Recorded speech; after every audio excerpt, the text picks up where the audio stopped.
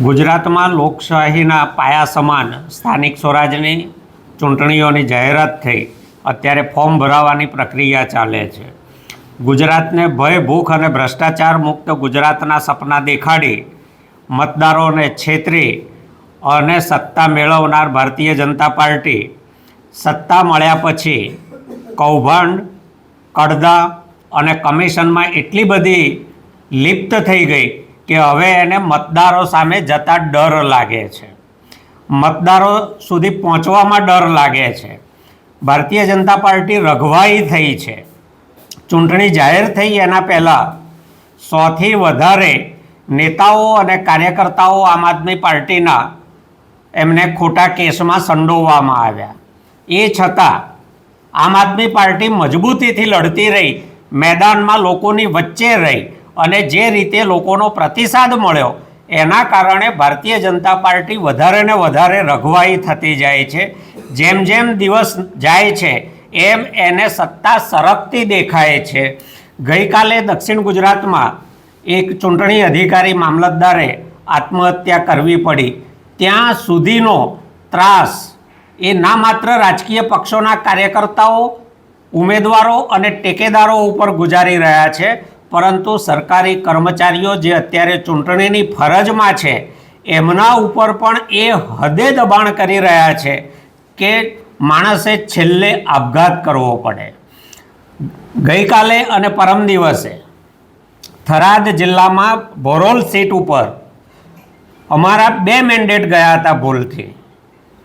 મેન્ડેટમાં સહી કરનાર અધિકૃત વ્યક્તિ ત્યાં રૂબરૂ જાય છે, 300 રૂપિયાની એફિડેવિટ, 300 રૂપિયાના સ્ટેમ્પ પર એફિડેવિટ કરીને આપે છે, નિવેદન નોંધાવે છે અને એ છતાં અધિકૃત વ્યક્તિ જેને સાચો કહે છે મેન્ડેટ એને છેડછાડ કરીને ચૂંટણી અધિકારીએ ખોટો છે એવો હુકમ કરવો પડે છે.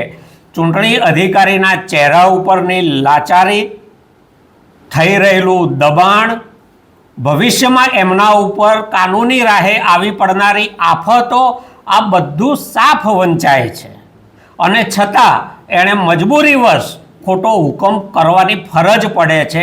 એ હદે ભારતીય જનતા પાર્ટી અત્યારે ચૂંટણીની પ્રક્રિયાને અવરોધી રહી છે. લોકશાહીનો પાયો છે સ્થાનિક સ્વરાજની સંસ્થાઓ.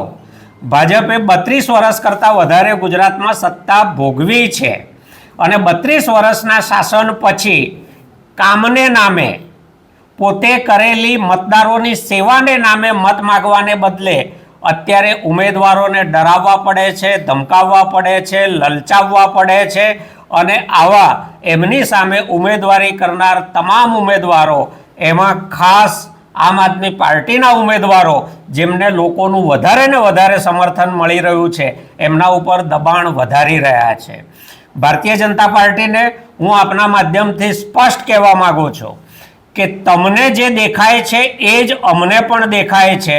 તમને સ્થાનિક સ્વરાજમાં સરી જતી સત્તા પછી જીવનનો શેષ ભાગ જેલમાં દેખાય છે. અમને પણ ખબર છે કે તમે સત્તા માટે શા માટે આટલા હવાતિયા મારો છો.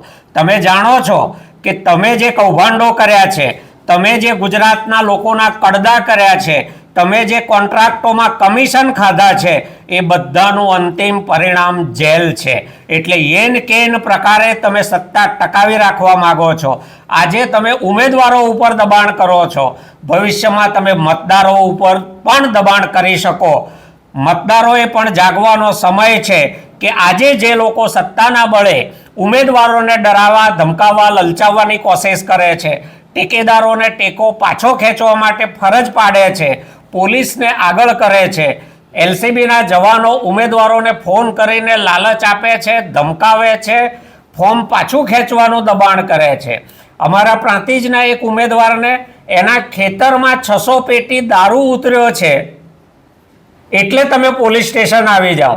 અરે ભાઈ, 600 પેટી દારૂ ઉતર્યો છે તો જઈને જપ્ત કરો ને, ઉમેદવારને શા માટે પોલીસ સ્ટેશન બોલાવો છો તમે?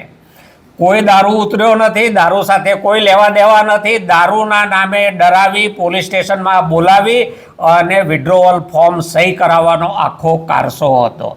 સુરતના અમારા ઉમેદવાર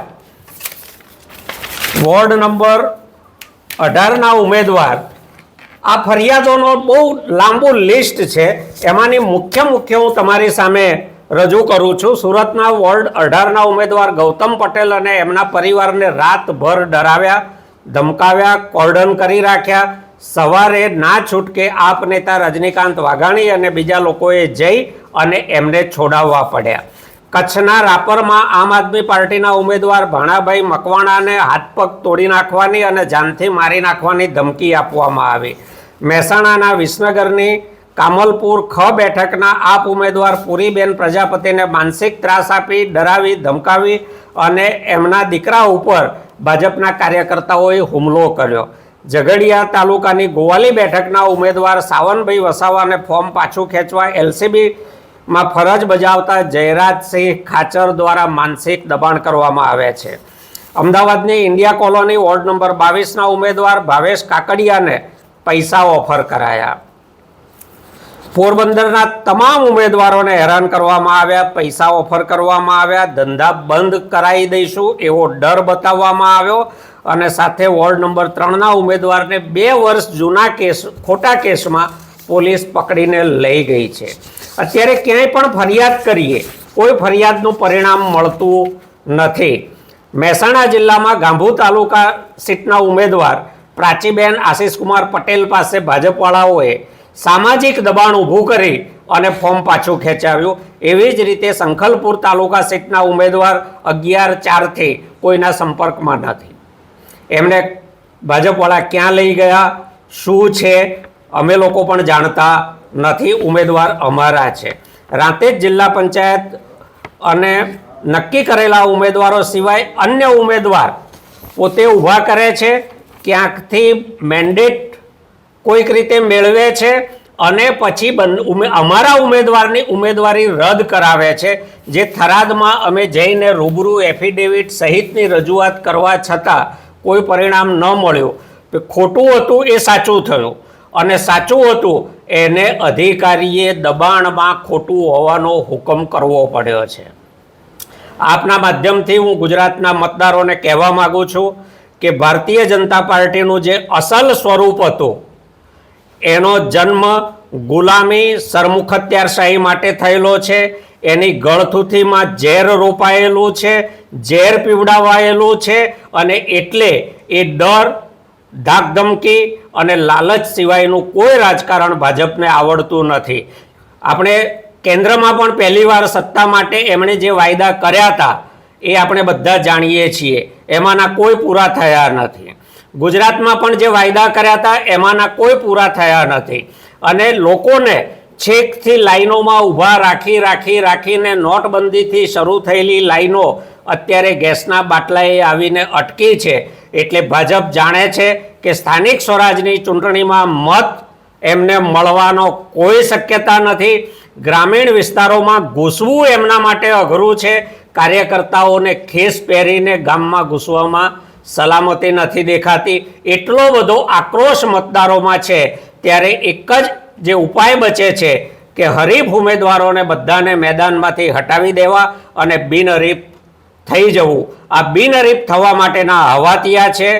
કડદો, કમિશન અને કૌભાંડ ટકાવી રાખવા માટેના હવાતિયા છે. સત્તા સરી જાય એટલે જેલમાં જવાનો જે ડર સતાવે છે એ ડરથી બચવાના હવાતિયા છે. આપના માધ્યમથી હું ગુજરાતના મતદારોને આશ્વસ્ત કરવા માગું છું કે ભાજપની તમામ પ્રકારની જોહુકમી સામે, એના દબાણ, લાલચ સામે આમ આદમી પાર્ટીના ઉમેદવારો મજબૂતીથી લડશે, બરાબર ટક્કર આપશે. મતદારોએ આવનારી ગુલામીને ઓળખીને, ભાજપના લક્ષણો પારખીને ભાજપને પોતાના મતથી જડબાતોડ જવાબ આપવાની આ સોનેરી તક છે અને 5 વર્ષે મળેલી આ તકને મતદારો વધાવી લે. ભાજપના જોરદાર મતરૂપી તમાચો એના ગાલે એવો મારે કે એની નિશાની ભાજપને વર્ષો વરસ યાદ આવવી જોઈએ.